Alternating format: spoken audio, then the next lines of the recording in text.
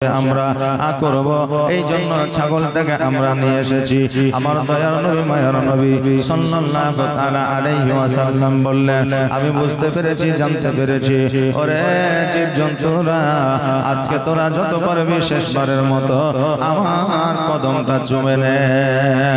আমার দয়ার নবীজি যখন ছাগলটাকে নিয়ে যখন বাড়িতে চলে আসলেন, আসার পরে হালিমা হতভম্ব হয়ে গেল।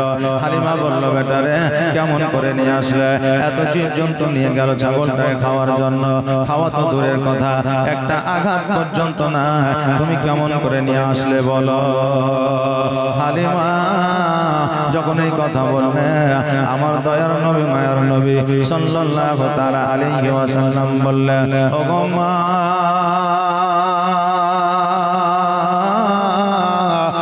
ছাগল বকরিটা আনতে গিয়েছিলাম ঠিকই, কিন্তু ওই ছাগলের প্রতি কোনো জীবজন্তু আক্রমণ করে নাই, তাদের উদ্দেশ্য একটাই ছিল আমার কদমে চুম্বন করা। জোরে বলেন সুবহানাল্লাহ। আমার হালিমা বললেন, বেটা তবুও দেখে শুনে একটু চলাফেরা করবা, না জানি কখন জঙ্গলের বাঘ ভাল্লুকেরা তোমাকে আক্রমণ করে দেবে, আর যদি তোমাকে আক্রমণ করে দেয় আমি হালিমা মা আমিনাকে জবাব দিতে পারবো না। ও বাবাজি ভাইরা, তারপরে জুমরার সঙ্গে আমার দয়ার নবী মায়ার নবী সাল্লাল্লাহু তাআলা আলাইহি ওয়াসাল্লাম ছাগল বকরি চড়ানোর জন্য বাইর হয়েছে। এবার জঙ্গলের মধ্যে যেমন নিয়ে গেছে, অমনি যেন দুইজন মানুষ আমার নবীজির ডানা ধরিয়া, হাত দুখানা ধরিয়া যেন পাহাড়ের উপরে নিয়ে চলে যাচ্ছে।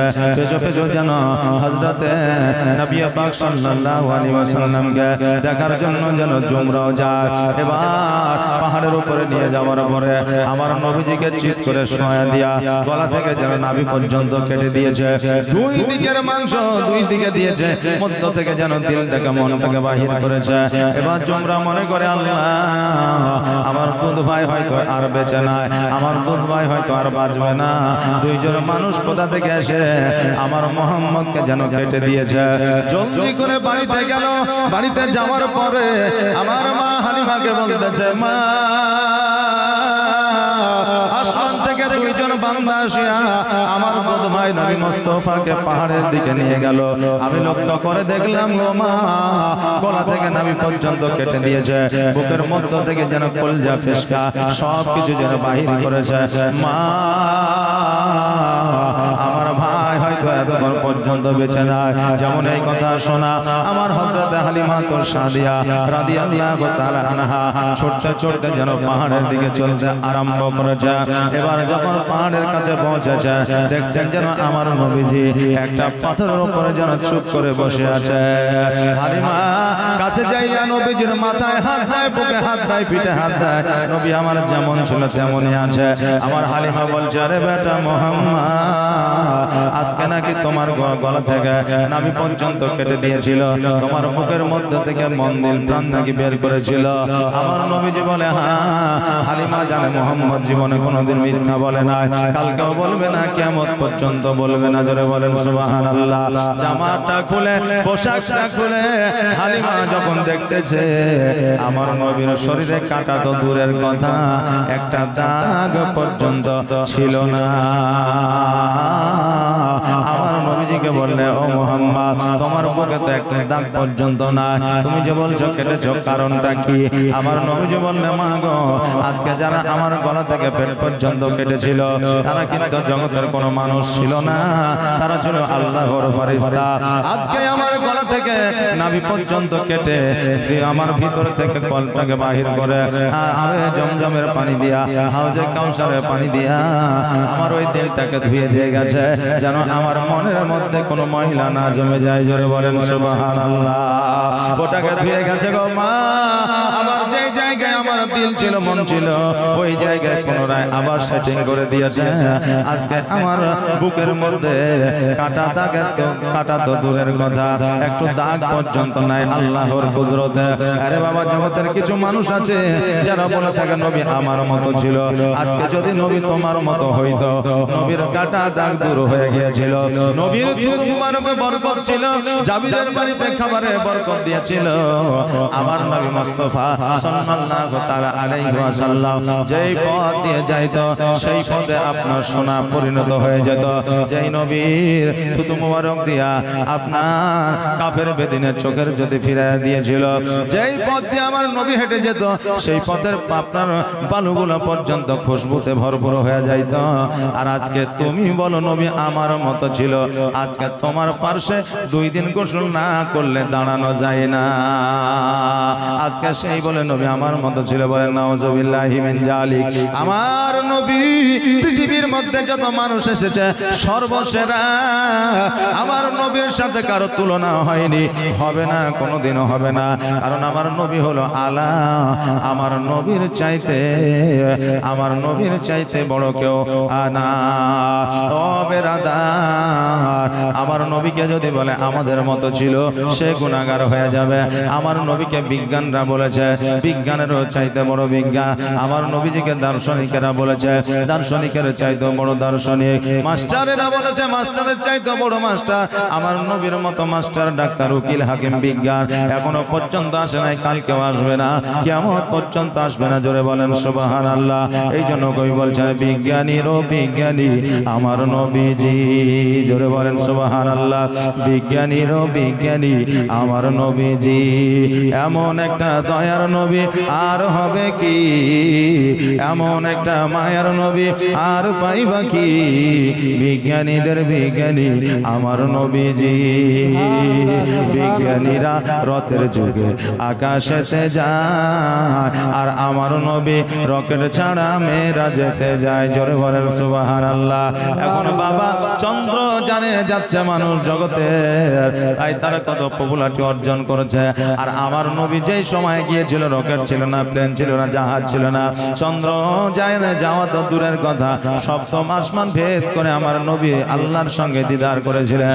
ওই নবীর প্রশংসা করলে কিছু মানুষের ক্ষতি হয়ে যায়, ওই নবীর প্রশংসা করলে কিছু মানুষের ক্ষতি হয়ে যায়। কিন্তু চন্দ্র জানে যে ভারতবর্ষ থেকে বিজ্ঞানরা যাচ্ছে, তার জন্য তার গর্ববোধ মনে হয়, হ্যাঁ, আর নবীর কথা বললে অপমানিত হয়। জোরে বলে নাউজুবিল্লাহ। এই জন্য কবি বলছে বিজ্ঞানীরা রথের যুগে আকাশেতে যায়, আর আমার নবী রকেট ছাড়া মেয়েরা যেতে যায়। ওরে এই যুগে কি এমন বিজ্ঞান আর হবে কি, ওরে এই যুগে কি এমন বিজ্ঞান আর হবে কি, বিজ্ঞানীদের বিজ্ঞানী আমার নবীজি। বিজ্ঞানীদের বিজ্ঞানী আমার নবীজি।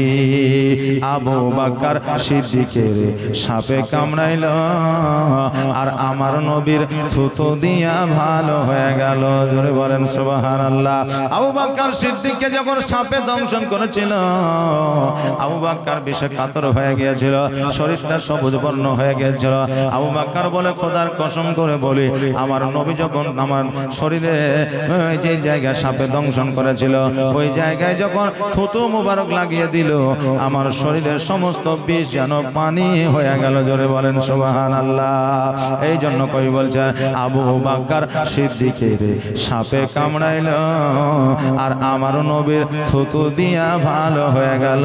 ওরে এই যুগে কি এমন ডাক্তার আর হবে কি, ওরে এই যুগে কি এমন ডাক্তার আর পাইবা কি, বিজ্ঞানীদের বিজ্ঞানী আমার নবীজি।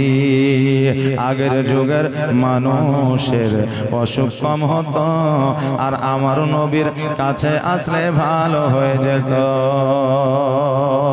আজকে আমার নবীর কাছে গেলে রোগ ভালো হয়ে যেত। তো নবী আমার প্যারাসিটামল, ক্যালপল, ওমেসজি এইরকম কোনো ট্যাবলেট দিত নাকি?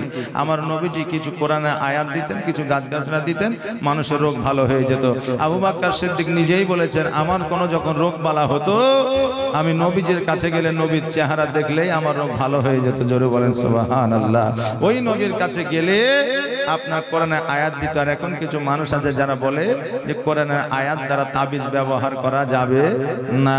কিছুদিন আগে রাহুল ব্রাদার আপনার ফারাজিদের মানে আহলে হাদিসদের বক্তা, ও বলেছে যে তাবিজ ব্যবহার করা জায়েজ আছে, তাবিজ ব্যবহার করা যাবে, এটা বলেছে। আস্তে আস্তে সবই সত্যের প্রকাশ হবে, চিন্তার কিছু নাই। আহলে সুন্নাত ওয়াল জামাতের মানুষ সঠিক পথে ছিল, আছে, কিয়ামত পর্যন্ত থাকবে। এই জন্য কবি কি বলছেন, আগের যুগের মানুষ মানুষের অসুখ কম হতো আর আমার নবীর কাছে আসলে ভালো হয়ে যেত। ওরে এই যুগে কি এমন ওঝার হবে কি, ওরে এই যুগে কি এমন ওঝা আর হবে কি, বিজ্ঞানীদের বিজ্ঞানী আমার নবীজি, বিজ্ঞানীদের বিজ্ঞানী আমার নবীজি। আল্লাহুম্মা সাল্লি সাইয়্যিদিনা মাওলানা মুহাম্মদ ওয়া আলা আলি সাইয়্যিদিনা মাওলানা মুহাম্মদ। এ বাবাজি ভাইরা আমার দয়ার নবী মুস্তাফা সাল্লাল্লাহু তাআলা আলাইহি ওয়াসাল্লাম মা হালিমাকে বলে, মা গো, আজকে আমার দুইজন ফেরেশতা, আল্লাহর দুইজন ফেরেশতা এসেছিল, আমার গলা থেকে পেট পর্যন্ত কেটে দিয়েছিল, দাগ পর্যন্ত না। হালিমা বলে, মুহাম্মদ, তোমাকে আমার বাড়িতে রাখা যাবে না, এই জন্য রাখা যাবে না যে তোমার জন্য কোনো ক্ষতি হয়ে যায়, তোমার যদি কোনো রকমের কোনো যদি অ্যাক্সিডেন্ট ঘটে যায় আমি আমিনাকে জবাব দিতে পারবো না, আব্দুল মুত্তালিবকে জবাব দিতে পারবো না। অতএব মুহাম্মদ, আগামী কালকে তোমাকে তোমার মায়ের কাছে রেখে আসবো। মায়ের বাড়ির কথা বললে কে এমন সন্তান আছে খুশি হয় না, মায়ের বাড়ির কথা বললে কে এমন পুত্র আছে খুশি হয় না। আমার নবীজি খুশি হয়ে গেলে বলে, মা কখন যাইতে হবে? বলে, আগামী কালকে সকাল বেলায় রওনা হয়ে যাব। আল্লাহুম্মা সাল্লি সাইয়্যিদিনা মাওলানা মুহাম্মদ ওয়া আলা আলি সাইয়্যিদিনা মাওলানা মুহাম্মদ সাল্লাল্লাহু আলা মুহাম্মাদিন সাল্লু আলা মুহাম্মদ হরদম জবান সিদে কালো পাক নামে মোহাম্মদ হরদম জবান সেনে কালো শফিয়ানা মোহাম্মদ। হালিমা আমার নবীজিকে বললেন, মোহাম্মদ, আগামীকালকে তোমাকে বাহির হয়ে যেতে হবে, আগামীকাল তোমার মায়ের বাড়িতে তোমাকে রেখে দিয়ে আসবো। ও মোহাম্মদ, আজকে তোমাকে এই জায়গায় রাখা যাবে না, এই জন্য রাখা যাবে না, এই জায়গায় রাখলে পারে তোমার যদি কোনো অ্যাক্সিডেন্ট ঘটে যায়, তোমার যদি কোনো রকমের যদি আঘাত ঘটে যায়, তোমার যদি কোনো রকমের কোনো বাকযন্ত্র যদি তোমাকে আক্রমণ করে দেয়, আমি মা আমিনাকে জবাব দিতে পারবো না, আব্দুল মুত্তালিবকে জবাব দিতে পারবো না। আমার নবীজি বলে, মা কবে আমি মক্কার দিকে রওনা হব? বলে, আগামী কালকে তুমি রওনা হয়ে যাবা। আমার নবীজি বড় খুশি হইলেন, মায়ের কাছে যাবেন বহুদিন পরে। যেই মা অনেকদিন আমার নবীজিকে দেখে না, আমার নবীজি মা আমিনাকে দেখে নাই, সকাল হয়েছে, আমার মা হালিমা গোসল বানিয়ে দিয়েছে, সুরমা লাগিয়ে দিয়েছে, আজ জামা পরায় দিয়েছে। খালি আপনার হালিমা আঙ্গুলখানা ধরে মরুভূমি দিয়ে যেন মক্কা নগরের দিকে রওনা হয়ে গেলে গুটি গুটি পায়ে যেন চলতে আরম্ভ করেছে। মধ্যস্থলে যখন গিয়েছে, হালিমা বলতেছে, মুহাম্মদ, আসো আসো, আমরা এই জায়গায় একটু আরাম করে নি, এই জন্য একটু আরাম করে নি, অনেকটা পথ আমরা অতিক্রম করে এসেছি, শরীরে একটু পেরেশানি চলে এসেছে। নবী আমার বলে, মা আজকে তোমার শরীরে যদি পেরেশানি চলে আসে তুমি আরাম করো, কোনো অসুবিধা নাই, আমি তোমার পাশেই বসে থাকবো। হালিমা একটা গাছে হিলান দিয়ে যেন চোখটা বন্ধ করে আরাম করতেছে, এমন অবস্থায় যেন বাবা ঘুম চলে এসেছে। আর আমার নবীজি এই দিকে ওই দিকে আপনার লক্ষ্য করতেছে, হঠাৎ করে দেখছে যেন একটা ঘর মরুভূমির মধ্যে আছে। এবার আশেপাশে কোনো বাড়ি নাই, ঘর নাই, একটাই মাত্র ঘর। আমার নবীজি চিন্তা করে, আল্লাহ এই ঘরের মধ্যে কি আছে আমি নবী দেখব, যতক্ষণ পর্যন্ত না দেখব ততক্ষণ পর্যন্ত আমি নবী আমার শান্তি থাকবে না। নবী আমার কোটি কোটি পায়ে ওই জায়গাতে গেলেন, যাওয়ার পরে আপনার যেমনই দরওয়াজাটায় হাত দিয়েছে অমনি যেন দরওয়াজাটা খুলে গিয়া ওই ঘরের মধ্য থেকে শত শত মূর্তি আমার নবীর পায়ের তলে যেন মুখ থুবড়ে পড়েছে। জোরে বলেন সুবহানাল্লাহ। সঙ্গে সঙ্গে ওই পূজারী, সঙ্গে সঙ্গে পুরোহিত আমার নবীর হাতখানা ধরেছে। আমার নবীর হাতখানা ধরার পরে বলতেছে, মুহাম্মদ এ বাচ্চা, আজকে এই মূর্তি পূজা গেল তুমি কেন ভাঙলে? নবী আমার বলে, শোনো গো, আমি আজকে মূর্তি পূজাগুলো ভাঙি নাই, কারণ এত বড় মূর্তি আমি বাচ্চা ছেলে কেমন করে ভাঙবো, আমার দ্বারা এটা সম্ভব নয়। পুরোহিত বলে, শোনো, আজকে এই জায়গায় কোনো মানুষ নাই, জন না, তুমি যেহেতু আছো আজকে দরওয়াজা তুমি খুলেছ, আজকে তোমার দরওয়াজা খোলার কারণে আজকে তোমাকে আমি বন্দি করে রাখবো। গ্রামের লোকেরা, শহরবাসীরা এসে যখন জিজ্ঞাসা করবে মূর্তিগুলো কেমন করে ভাঙবো, ভাঙলো আমি তোমাকে দেখাই দিব এই বাচ্চাটি ভেঙেছে, নইলে আমি জবাব দিতে পারবো না। আমার দয়ার নবী, মায়ার নবী সাল্লাল্লাহু তাআলা আলাইহি ওয়াসাল্লামকে একটা ঘরের মধ্যে বাবা বন্ধ করে রেখে দিল। এইদিকে হালিমা ঘুমটা যেন ভেঙে গেছে, ডান দিকে তাকাই নবী না, বাম দিকে তাকাই নবী না, সামনে তাকাই নবীকে দেখা যায় না, পেছনে তাকাই নবীকে দেখা যায় না। নবী কোথায় গেল, কোথায় গেল, মরুভূমিতে কোথায় খুঁজবো, নবী না জানি কোথায় গেল। হালিমা গোটে গোটে পায়ে ওই পুরোহিতের কাছে গেল। পুরোহিতকে যাইয়া বলে, আমার একটা ছোট্ট বাচ্চা ছিল, বাচ্চাটাকে খুঁজে পাওয়া যায় না, তুমি কি বাচ্চাটিকে দেখেছো? পুরোহিত বলল, একটা বাচ্চাকে ঘরের মধ্যে বন্দি করে রেখেছি, এই বাচ্চাটি কিনা একবার দেখালাম। দরওয়াজা যেমনই খুলে দিয়েছে, হালিমা লক্ষ্য করে দেখছে যেন এই বাচ্চা আর কেউ না, এই হলো মুহাম্মদুর রাসূলুল্লাহ সাল্লাল্লাহু তাআলা আলাইহি ওয়াসাল্লাম। জলদি করে যাইয়া আমার নবীজিকে হালিমা বুকে ধরে নিয়েছে আর বলতেছে, নবী গো, আজকে এই মূর্তি পূজাগুলোকে তুমি ভেঙেছ। নবী আমার বললেন, না মানা, এই মূর্তিগুলো অটোমেটিক ভেঙে গেছে। হালিমা বলল, পুরোহিত এই বাচ্চা জীবনে কোনোদিন মিথ্যা বলে নাই, আজও বলবে না, কিয়ামত পর্যন্ত বলবে না। অতএব বাচ্চা যেহেতু মূর্তি ভাঙে নাই, অতএব মূর্তি ভাঙে না। পুরোহিত বলল, আমি জানি অত বড় মূর্তি বাচ্চা ভাঙতে পারে না, অতএব দরজা যখন খুলেছে অতএব তার জন্য তাকে বন্দি করে রেখেছি। হালিমা কাকুতি মিনতি করে বলতেছে, ও পুরোহিত শোনো রে, এই বাচ্চাটা আমার নয়, মক্কা নগর থেকে নিয়ে এসে আজকে লালন পালন করে তার বাড়িতে রাখতে যাচ্ছিলাম। এই বাচ্চার যদি কিছু হয়ে যায় আমি আব্দুল মুত্তালিবকে জবাব দিতে পারবো না। সঙ্গে সঙ্গে পুরোহিত বলল, কি নাম বললে? বলে আব্দুল মুত্তালিব। বলে তবে এই বাচ্চার নাম কি? মোহাম্মদ। বলে হ্যাঁ। বলে এই বাচ্চার আব্বার নাম কি? আব্দুল্লাহ। বলে হ্যাঁ। বলে এই বাচ্চার মায়ের নাম কি? আমিনা। বলে হ্যাঁ। বলে এর নানার নাম কি? আব্দুল ওয়াহাব জৌহরি। বলে হ্যাঁ। বলে এর দাদির নানির নাম কি? ফাতেমা। বলে হ্যাঁ। বলল, শোনো রে হালিমা, আমার দ্বারা বড় অন্যায় হয়ে গেছে। ওই পুরোহিত সঙ্গে সঙ্গে আমার নবীজের পায়ের তলে পড়েছে। আমার নবীজের পায়ের তলে পড়ার পরে বলে, ইয়া রাসূলুল্লাহ, ইয়া হাবিবাল্লাহ, নবী গো, আমাকে আপনি ক্ষমা করবেন ইয়া রাসূলুল্লাহ। আমি তাওরাত ইনজিলের জবুরে পড়েছিলাম আব্দুল্লাহর ঘরে মুহাম্মদুর রাসূলুল্লাহ সাল্লাল্লাহু তাআলা আলাইহি ওয়াসাল্লাম আখেরি পয়গম্বর হয়ে আসবে, সত্য ধর্ম প্রকাশ করবে, সত্যার পথে চলবে। আমি এই জন্য এই জায়গায় এসেছি, এই জায়গায় আপনি আসবেন আর আপনার হাতে হাত দিয়ে আমি মুসলমান হয়ে যাব। নবী গো, আপনি 40 বছর বয়সে নবুয়ত প্রাপ্ত হবে, না জানি কখন ইসলাম প্রচার করবে। যখন ইসলাম প্রচার শুরু করবেন তখন হয়তো আমি থাকবো না, মারা যাব। অতএব বেঈমান হয়ে মারা যেতে চাই না, বেধর্মী হয়ে মারা যেতে চাই না, অমুসলিম হয়ে মারা যেতে চাই না। দয়া করে আপনার কালেমা খানি আমাকে পড়ায়া আনে।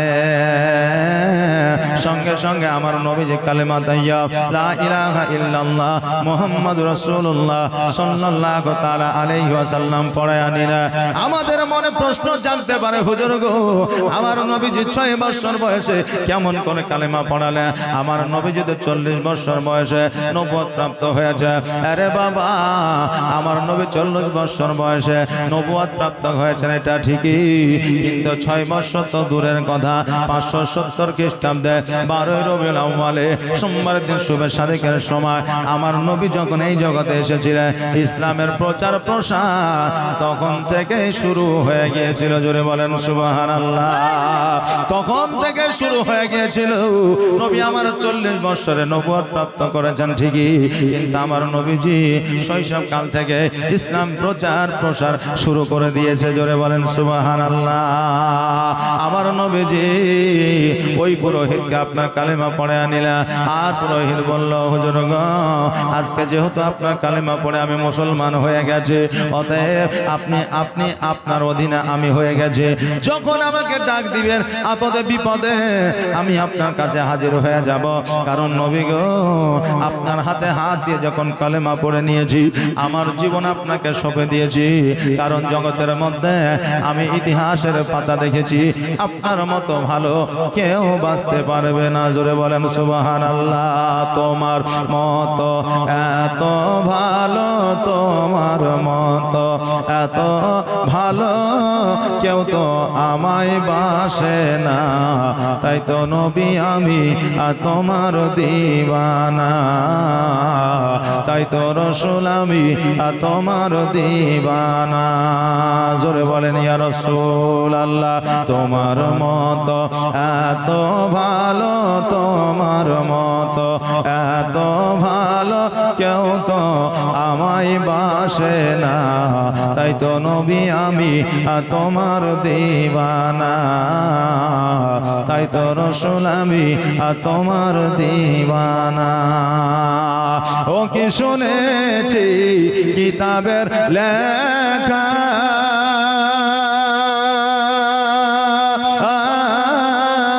নবী ছাড়াই আমার জীবন ফাঁকা গো। ও কি শুনেছি কিতাবের লেখা, নবী ছাড়াই আমার জীবন ফাঁকা গো। নবীজিকে ভালো না বাসিলে, নবীজিকে ভালো না বাসিলে আল্লাহ পাওয়া যাবে না, তাই তো নবী আমি তোমার দিওয়ানা, তাই তো রাসূল আমি তোমার দিওয়ানা। তোমার মতো এত ভালো, তোমার মতো এত ভালো কেউ তো আমায় বাসে না, তাই তো নবী আমি তোমার দিওয়ানা, তাই তো রাসূল আমি তোমার দিওয়ানা। ও বাবাজি ভাইরা,